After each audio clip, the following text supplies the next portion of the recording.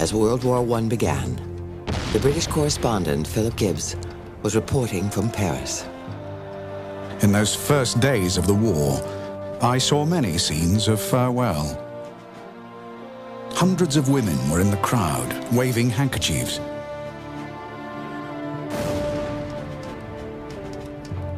The sting of parting was forgotten in the enthusiasm and pride which rose up to those who were on their way to fight for France and to uphold their old traditions.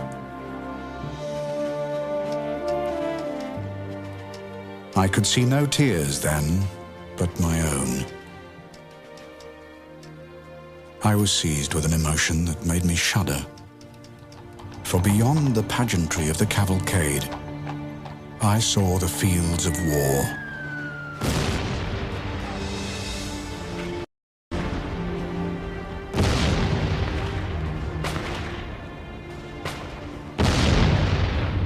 I smelt the stench of blood, for I had been in the muck and misery of war before, and had seen the convoys of wounded crawling down the rutty roads, with men who had been strong and fine, now shattered, twisted, and made hideous by pain.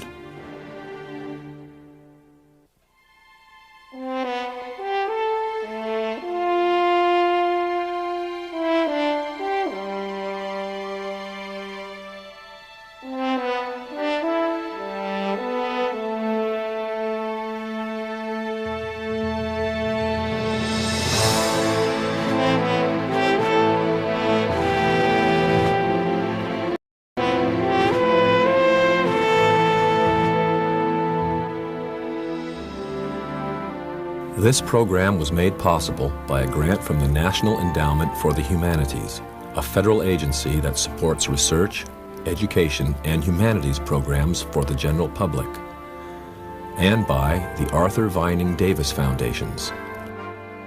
Funding for this program was also provided by the Corporation for Public Broadcasting and by annual financial support from viewers like you.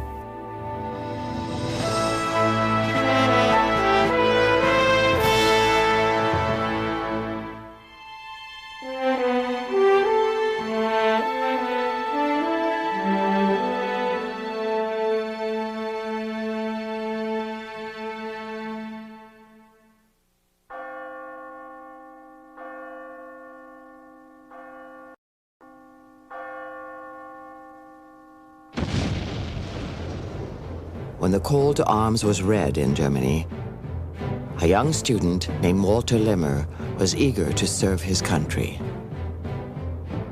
August 3rd, 1914. At last, I have got my orders. Dear Mother, please try to keep constantly before your mind what I have realized. If at this time we think of ourselves and those who belong to us, we shall be petty and weak. We must have a broad outlook and think of our nation, our fatherland, of God.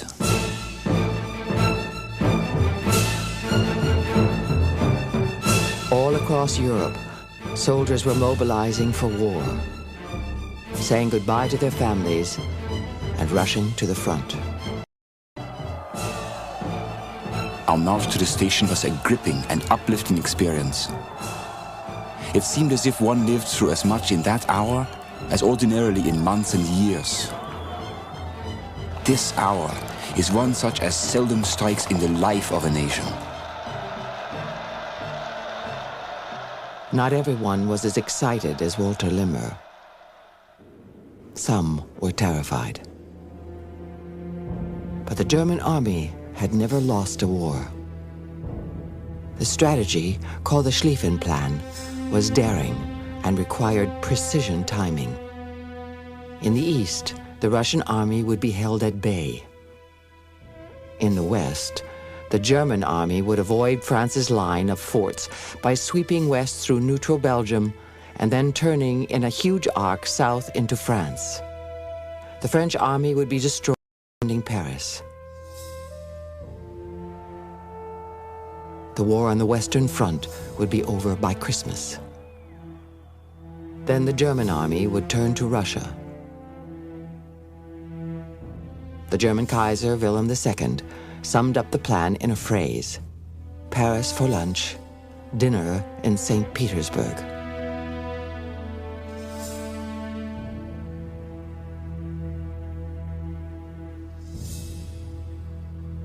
My dear ones, be proud that you live in such a time and in such a nation, and that you too have the privilege of sending several of those you love into this glorious struggle. It is a joy to go to the front with such comrades. We are bound to be victorious. Walter Limmer's illusions of victory were about to vanish, for what awaited him was a new kind of war. He was killed in his first battle.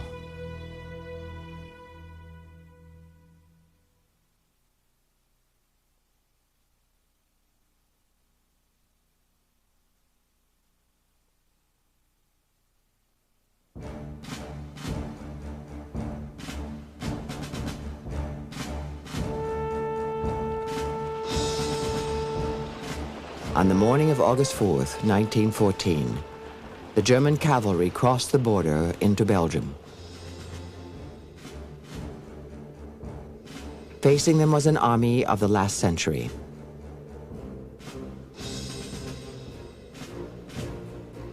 The small Belgian force was poorly equipped.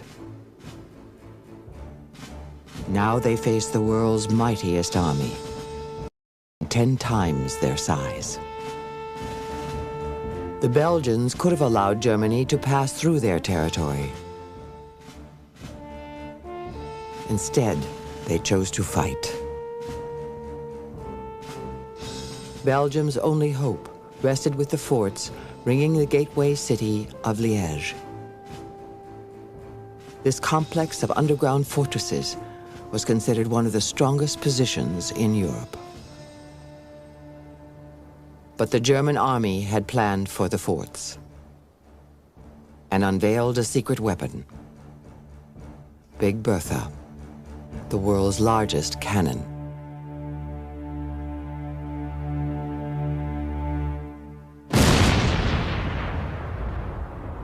Concrete forts, once thought impregnable, collapsed from Big Bertha's 1-ton shells.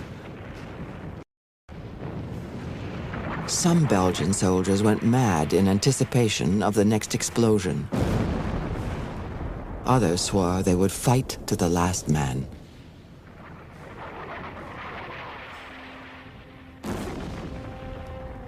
The fort is now in ruins.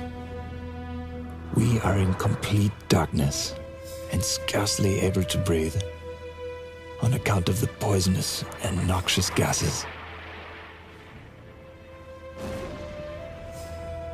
A truce bearer demanded the surrender of the fort. We prefer dying to surrendering. The Belgian commander was knocked senseless in the final bombardment. He awoke a prisoner of the Germans. "I was taken unconscious," he told his captors. "Be sure to put that in your dispatch."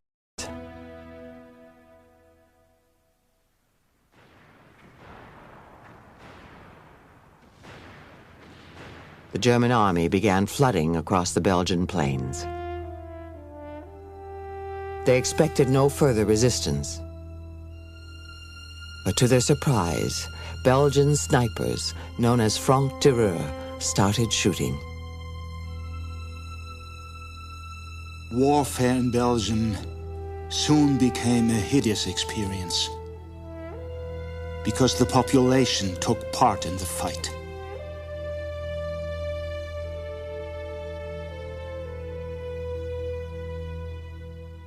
Fritz Nagel was a frightened German soldier. He saw the fear of those around him turn into acts of reprisal against innocent civilians. Unless they shot first, nobody knew where the enemy was. Whenever they had the chance, they shot down German soldiers.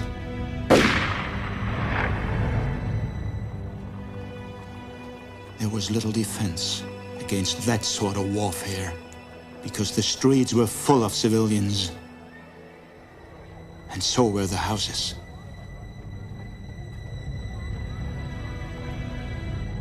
It was nerve-wracking in the extreme, and resulted in savage and merciless slaughter at the slightest provocation. As we marched towards Louvain, frightened civilians lined the streets, hands held high as a sign of surrender. To see those frightened men, women, and children was a terrible sight. By now, the German soldier was frightened too.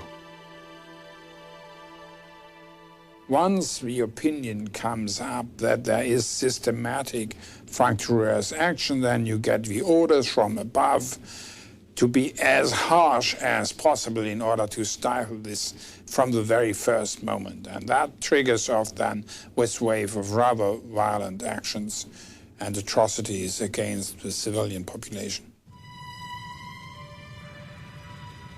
10 civilians, the Belgians were threatened, would die for every German killed. The Germans made good on their word. Hundreds of men, women, and children lined up and shot. Word of the atrocities quickly spread. With each retelling, they became more vicious. Soon, images of a less-than-human German Hun began appearing. Exaggerated stories were taken as fact and found their way into newspapers. British war correspondents in Belgium have seen little murdered children with roasted feet. This was done by German troops, men with children of their own at home, or with little brothers and sisters of the same age as the innocents they torture before killing. The things done to Belgian girls and women are so unspeakably dreadful that details cannot be printed.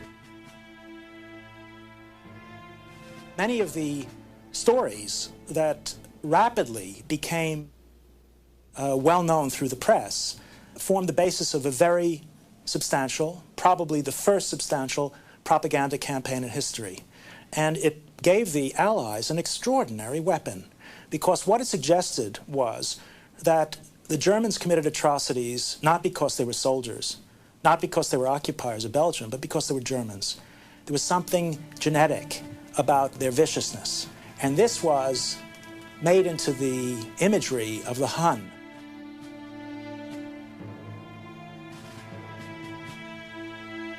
The Belgians had held up the German army only a few days. But the real cost to Germany was the image of the violation of a small nation fighting for survival. The symbol of poor little Belgium would haunt the Germans for years to come.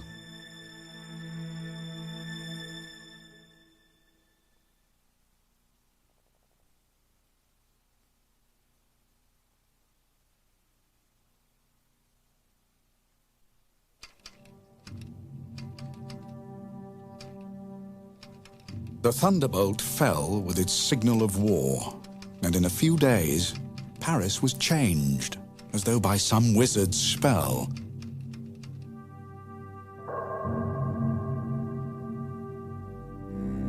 A hush fell upon Montmartre, and the musicians in its orchestras packed up their instruments and scurried with scared faces to Berlin, Vienna, and Budapest. The Seine was very quiet beneath its bridges.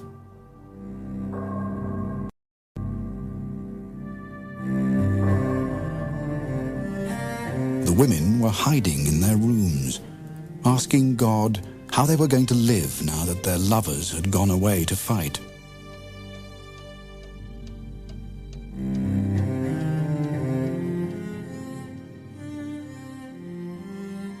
Journalist Philip Gibbs was in France at the outbreak of war. Forbidden to travel with the army, he reported from Paris, a city he found in shock. There was no wild outbreak of jingo fever. No demonstrations of bloodlust against Germany in Paris or any town of France. The call to arms came without any loud clamor of bugles or orations. The quietness of Paris was astounding.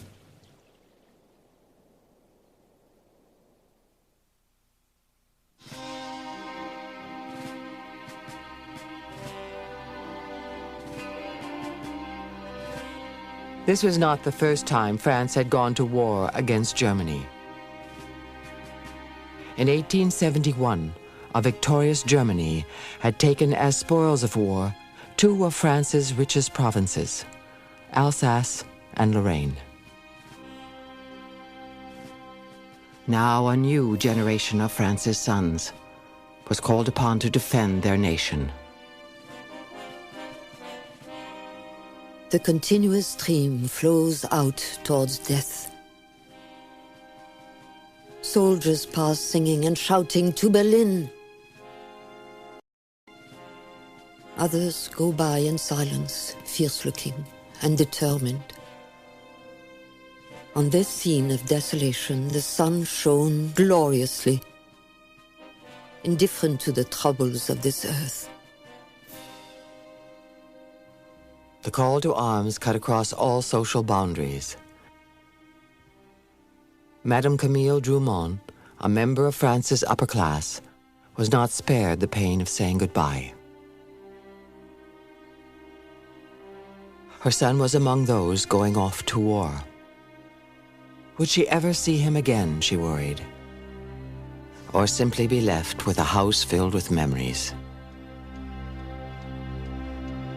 Now that the quiet of evening is falling, I am thinking more than ever of you, my darling child. Where are you? What are you doing? This morning I went into the drawing room and my eyes fell on your violin. I burst into tears and ran from the room.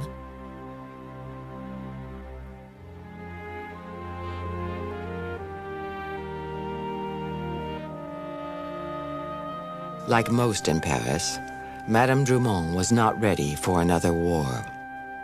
But the French commander believed his army was. Joseph-Jacques César Joffre was a champion of the offensive. Speed and bravery were of the essence. The bayonet, he told his soldiers, was the supreme weapon for victory. The infantry bear bayonets, their rifles with bayonets, are really intended to terrify the enemy by the sight of cold steel. It is believed that an attacking force will look so ferocious and will behave so ferociously that an enemy will quail before the sheer valor and the bravery of this oncoming force. In the dawn and pallid sunlight of the morning, they came across the bridges with glinting rifles, and the blue coats and red trousers of the infantry made them look in the distance like tin soldiers from a children's playbox. I closed my eyes to shut out the glare and glitter of this kaleidoscope. What does it all mean? This surging tide of armed men. What would it mean in a day or two, when another tide of men had swept up against it? Joffre was determined to strike out against Germany and win back France's lost provinces. mistakenly believing that the Belgian thrust was a diversionary attack. Most of the French army moved northeast toward Alsace and Lorraine.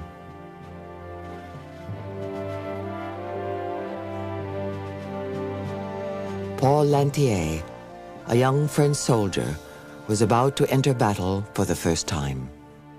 He was ready, he wrote in his diary, to sacrifice his life to retake the soil of France.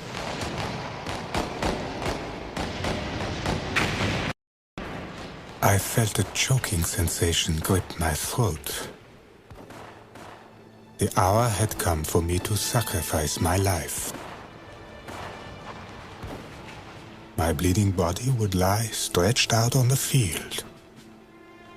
I seemed to see it. It was the end. It had not been long in coming, for I am only 21. Against heavy artillery and machine guns, Lantier's courage counted for little. His regiment lined up in formation better suited to the 19th century and advanced in full view. Shells continued to fly over us. The enemy was advancing. Entire companies of infantry fell back. We had lost the battle. I did not know why or how. They were devastated. The French were slaughtered. Many of them were still wearing the brightly coloured uniforms that armies used to wear in the past.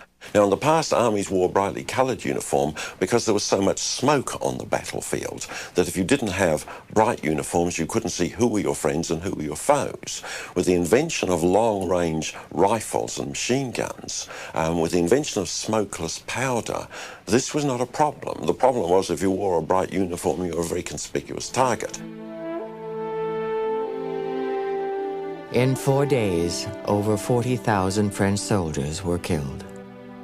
27,000 alone on August 22nd, 1914. This day in French military history.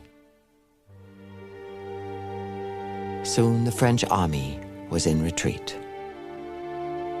A deep sense of shame oppressed us as we filed through these villages, which we were powerless to protect, which we were abandoning to the fury of the enemy. As the French army fell back, Joffre notified his government. In 12 days, the Germans would be at the walls of Paris. Would the city be ready, he asked, to withstand a siege? Everyone who could fled from the advancing Germans. Rails and roads were flooded with refugees. Madame Drumont watched them stream past her window. One can imagine nothing more dismal than the stream of fugitives along the roads of France.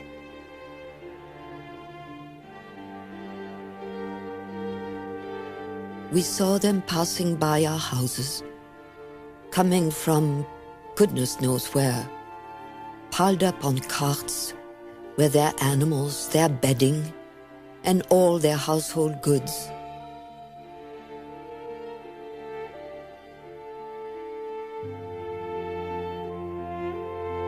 They had come through Paris, their horses almost dropping with fatigue, to seek a refuge in some friendly district.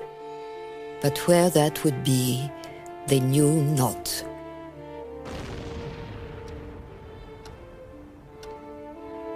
For the moment, their only idea was to go a long, long way off, to the other ends of the earth.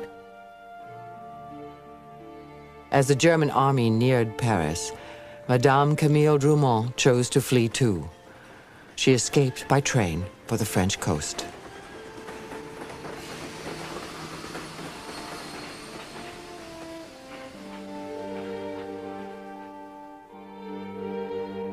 Trains full of soldiers and even of wounded were hung up like us on parallel lines. All this confusion brought home to one the panic, the terror of the herd of human beings who, in order to escape from the enemy, were rushing headlong into inconceivable troubles.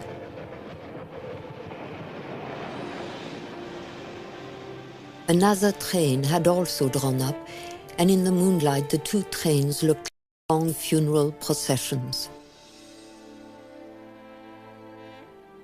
With my face in my hands, I was crying. All of a sudden, the most exquisite song rose in the tragic night. The voice came from the other train. It was a man's voice, and he sang the serenade from The Damnation of Faust.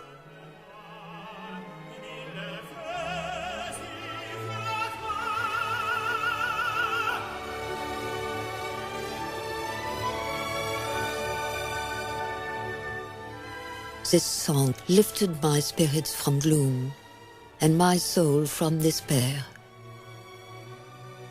In the moonlight, in the midst of all this human misery and distress, it was sublime.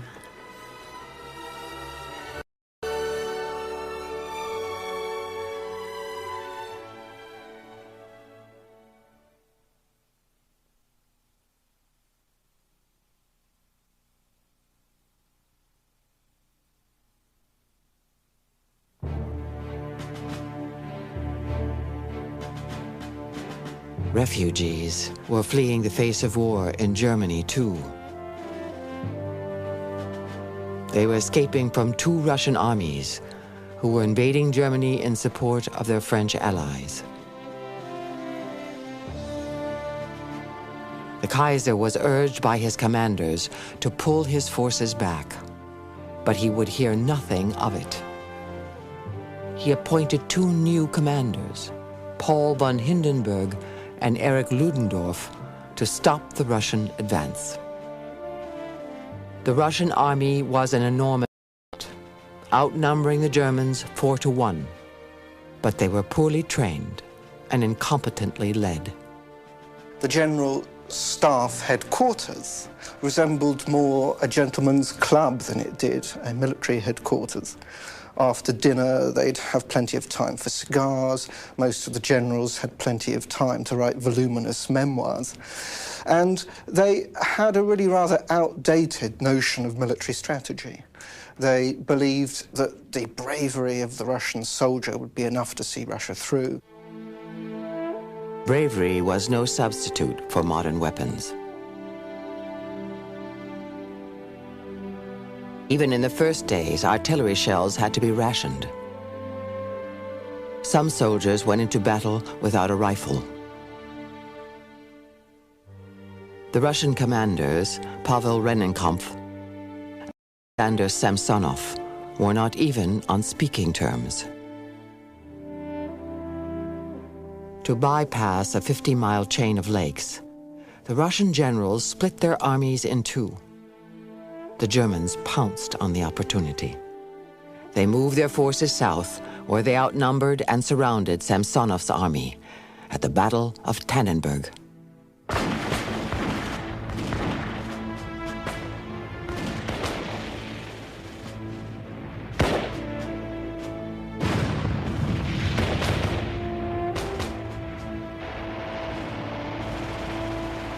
The German machine guns were deadly, mowing down rows of Russians immediately as they raised themselves in the potato fields to fire or to advance.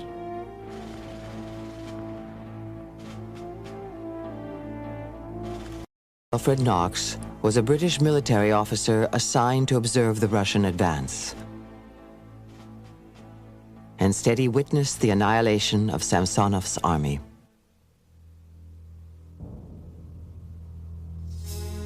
Samsonov said repeatedly that the disgrace of such a defeat was more than he could bear.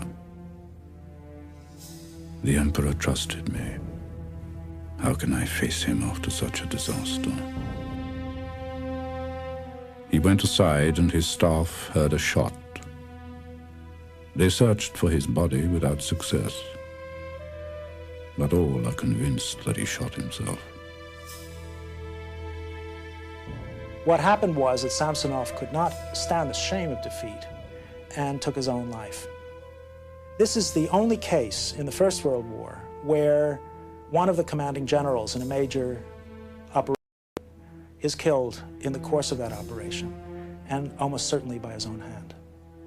The Battle of Tannenberg was Germany's greatest victory of the entire war. 100,000 Russians were taken prisoner. 30,000 were dead. The Russian commanders were trying to stop the German war machine simply by throwing at it a mountain of human bodies. The French military attaché consoled with the Grand Duke Nikolai, the commander-in-chief, over these losses, and Nikolai's response was, "It's an honor to make such a sacrifice for our allies." However disastrous, the Russians had diverted German troops away from France. Blood would continue to be shed in the east, but the decisive battles would now take place on the Western Front.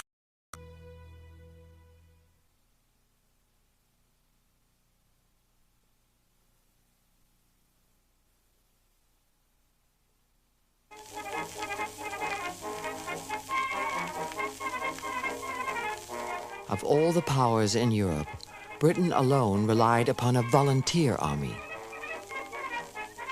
The Minister of War, Earl Kitchener, was deeply pessimistic. He believed Britain's small army would not last long. The war, Kitchener predicted, would take 3 years and require millions of recruits.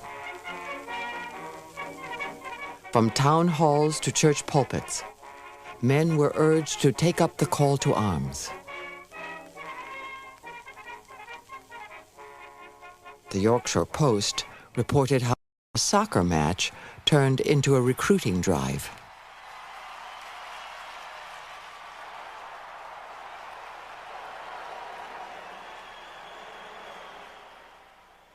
Stirring scenes were witnessed on the Leeds City Football Club's ground last evening at the end of the match. The Lord Mayor addressed a crowd of about 4,000 spectators. There was a spirited rush across the field and rousing cheers. Up the steps, sturdy young fellows came to receive an armlet of ribbon with the national colours, and to win, perchance with their comrades, an imperishable glory on the battlefield.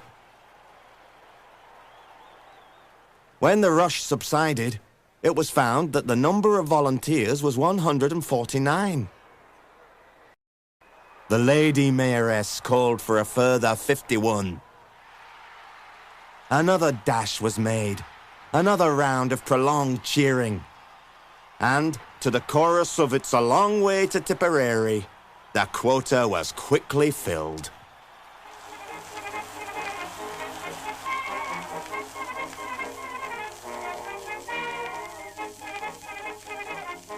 From the football field, the recruits marched to the town hall to enlist.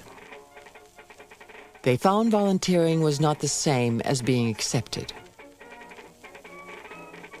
There were height and chest requirements.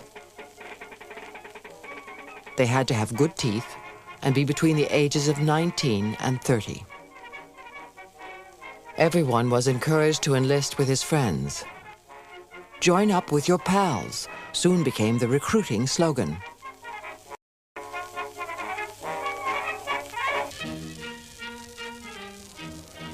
Another little drink, another little drink, another little drink wouldn't do us any harm. Another little drink, another little... These men joined to defend their homes, their pubs, their pals. Well, I said, I've joined now. I can't do any more. Well, she said, you can either have me or the pals.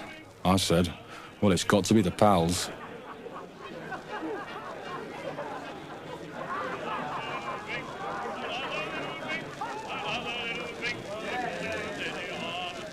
They asked me my height and I told them. They hummed and hawed about it. I'm 5'6" and word stiff, so I filled my shoes with papers. Anyway, I says, well, there's my pals joining, 6 of us all joining, all footballers. So they says, oh, go on, let them go in. So I was one of the midgets.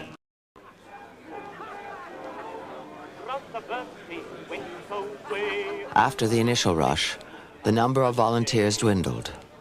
But it would rise again following news of the British Army's huge losses in Belgium and France. As the train moved out, he sang, remember me to all the birds. Then he wagged his paw and went away to war, shouting out these pathetic words. Goodbye, goodbye, oh, I'm pretty baby dear from your eye. So far, I know, I'll be bigger than ever know.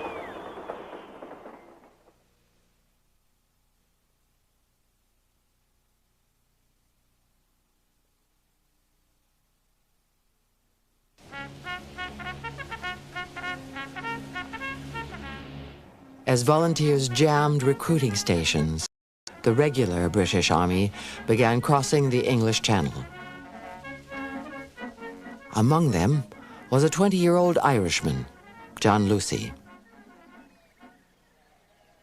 Long before the war, he and his brother had joined the army to escape the boredom of life on an Irish farm.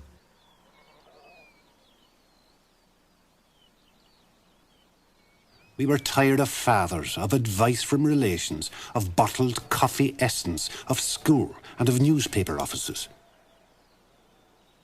The cattle, fowl, eggs, butter, bacon and the talk of politics filled us with loathing. Blow the lot. As a matter of fact, we were full of life and the spirit of adventure and wanted to spread our wings. We got adventure. We enlisted.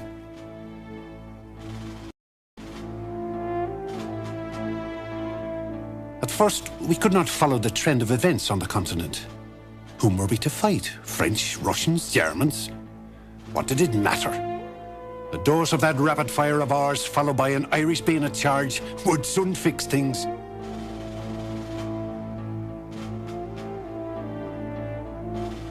On August 23rd, John Lucy's unit reached the Belgian town of Mons. The next day, they faced a German force outnumbering them nearly 3-1. The Germans attacked in waves, advancing shoulder to shoulder over open fields.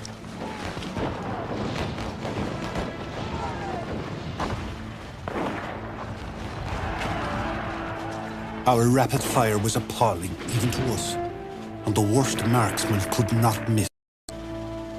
And after the first shock of seeing men slowly and helplessly falling down as they were hit, gave us a great sense of power and pleasure.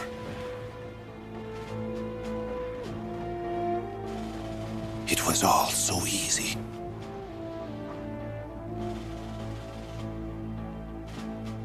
But it only seemed so. The next morning, John Lucy was surprised to hear that the British Army was being ordered to retreat.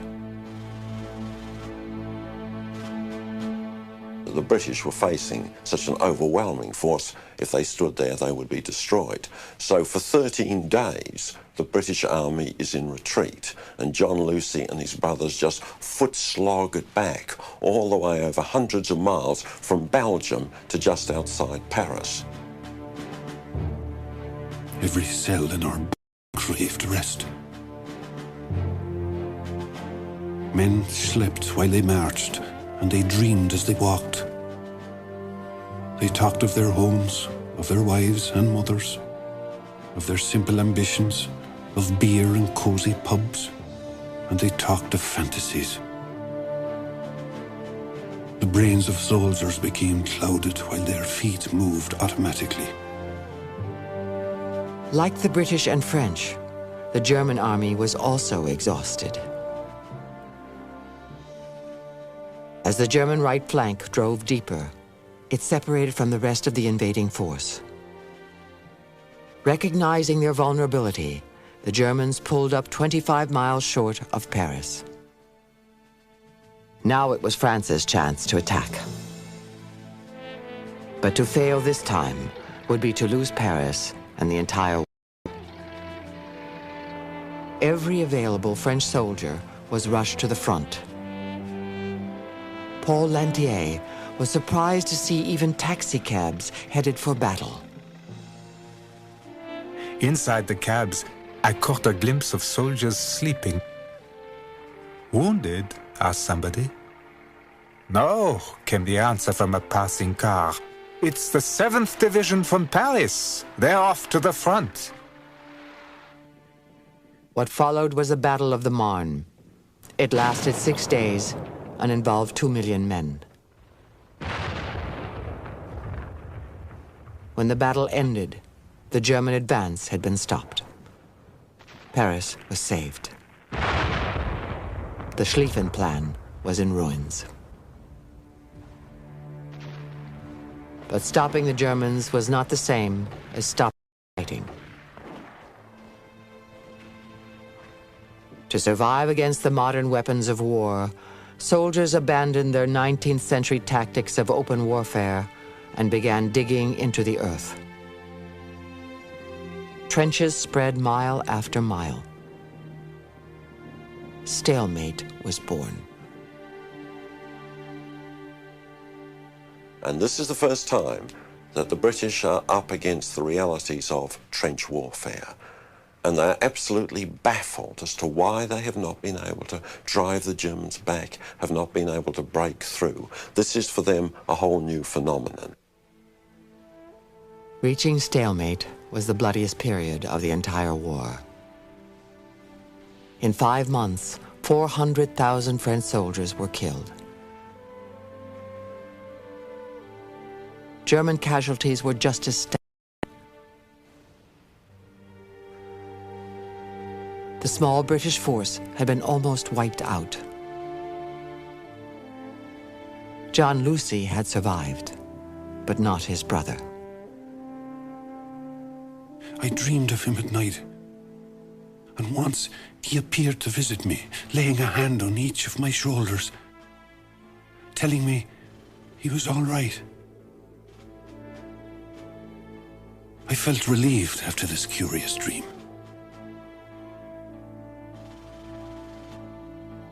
I was too weary to appreciate my own luck. My eyes weakened, wandered, and rested on the half-hidden corpses of men and youths. Proudly and sorrowfully, I looked at them. The Max and the O's and the hardy Ulster boys joined together in death on a foreign field. My dead chums.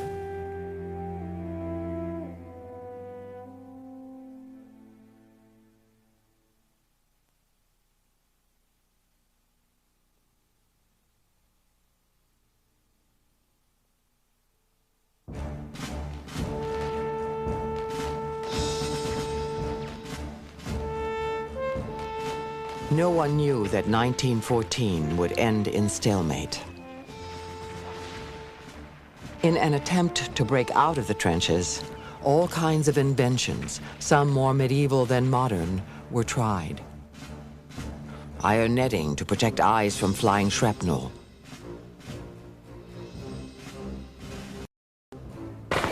Bullet-stopping body armor.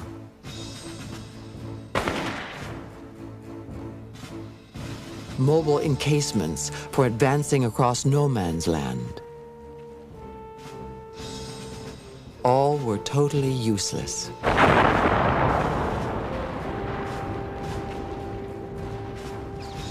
The best they could do was to continue digging into the earth. Soldiers who thought the war would be over by Christmas found themselves living in ditches. The first thing was it smelled bad. It smelled bad because there were open latrines everywhere. They weren't always used by the troops. There were bodies rotting everywhere. Both the Germans and the British were troubled with rats. The rats ate corpses, then they came in and snuggled next to you while you were sleeping. Case study becomes one of your few amusements. You never see your enemy. The only thing you can see is the sky up above, actually.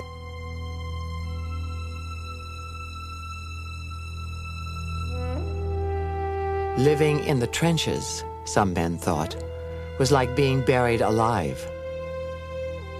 To stay sane, soldiers sang songs, wrote letters home, and relied on their humor. I've a little wet home in a trench, where the rainstorms continually drench. There's a dead cow close by, with her feet in towards the sky, and she gives off a terrible stench. Underneath, in the place of a floor, there's a mass of wet mud and some straw. But with shells dropping there, there's no place to compare with my little wet home in the trench.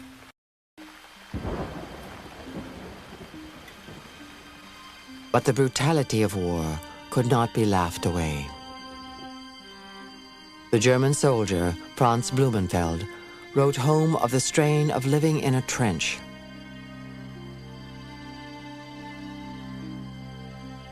Dear Mother, your wishing you could provide me with a bulletproof vest is very sweet of you. But, strange to say, I have no fear, none at all, of bullets and shells, but only of this great spiritual loneliness. I am afraid of losing my faith in human nature, in myself, in all that is good in the world. How is it possible that it gives me more pain to bear my own loneliness than to witness the suffering of so many others? What is escaping all the bullets and shells if my soul is injured? Franz. A few yards away, the British and French were enduring the same hardships. To stay alive, soldiers conspired to limit the killing. It was called Live and Let Live. Command made it clear that a certain number of shells had to go over every day in order to make life miserable for the enemy. But okay, you sent them over at that time of day when the enemy would not be having dinner. You wouldn't fire it at a position where you were likely to hurt many of the enemy. You actually hadn't done the enemy a lot of damage, but then he hadn't done you a lot of damage, and therefore you would live to fight another day.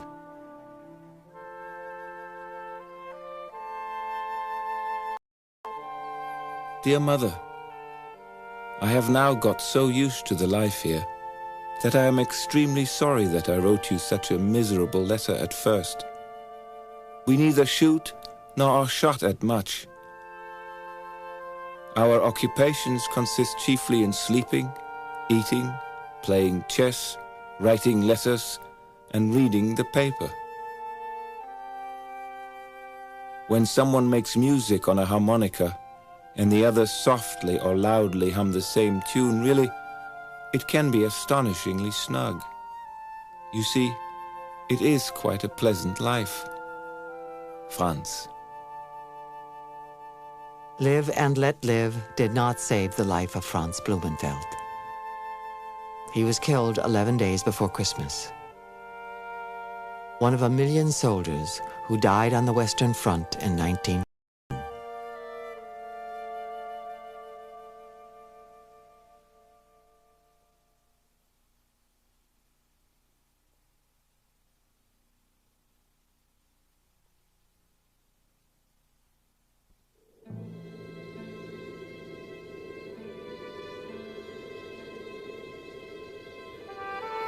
On Christmas Eve, 1914, temperatures dropped below freezing on the Western Front.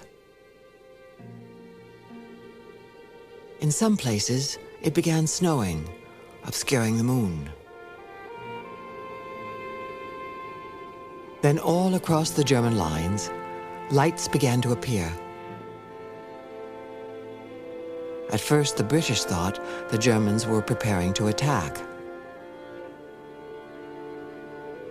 But instead of rifle fire, sounds of singing drifted across man's land.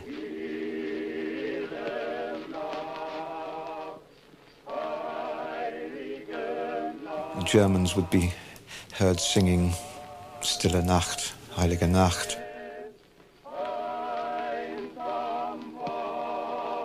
The British would respond with a British Christmas carol. In some places, food was lobbed over into the opposing trenches. In one or two instances, the Germans erected Christmas trees. And there was a kind of mutual curiosity, certainly instances of soldiers applauding each other's singing. The curiosity led to something never again repeated on the battlefield. In one or two places on Christmas Day itself, the first curious, slightly headstrong people, perhaps from sides, poked their head above the trenches and being made aware that somebody over the other side wasn't going to shoot it off, then clambered cautiously out. One of the first to take part was Captain Charles Stockwell. I ran out into the trench and found that the Saxons were shouting, "Don't shoot! We don't want to fight today. We will send you some beer." A German officer appeared and walked out into the middle of no man's land. So I moved out to meet him amidst the cheers of both sides. We met and formally saluted. He introduced himself as Count something or other, and seemed a very decent fellow. By now, these soldiers knew that the war was going to last a long time, and that many of them would not survive. The unofficial truce was a chance to bury the dead. At one funeral in no man's land, soldiers from both sides gathered to honor the fallen by reading the 23rd Psalm.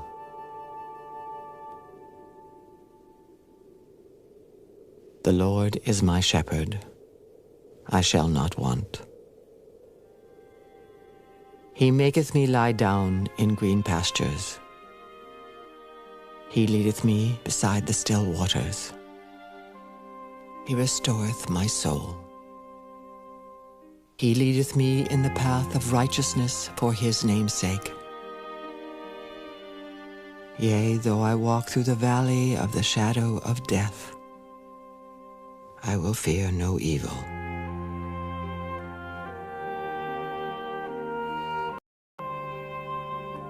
The Christmas truce was the last twitch of the 19th century. By that I mean it was the last public moment in which it was assumed that people were nice.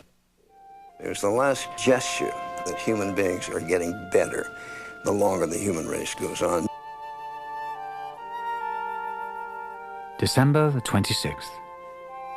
At 8:30, I fired 3 shots in the air and put up a flag with Merry Christmas on it. The Germans put up a sheet with "Thank you" on it. And the German captain appeared on the parapet. We both bowed and saluted. He fired 2 shots in the air, and the war was on again.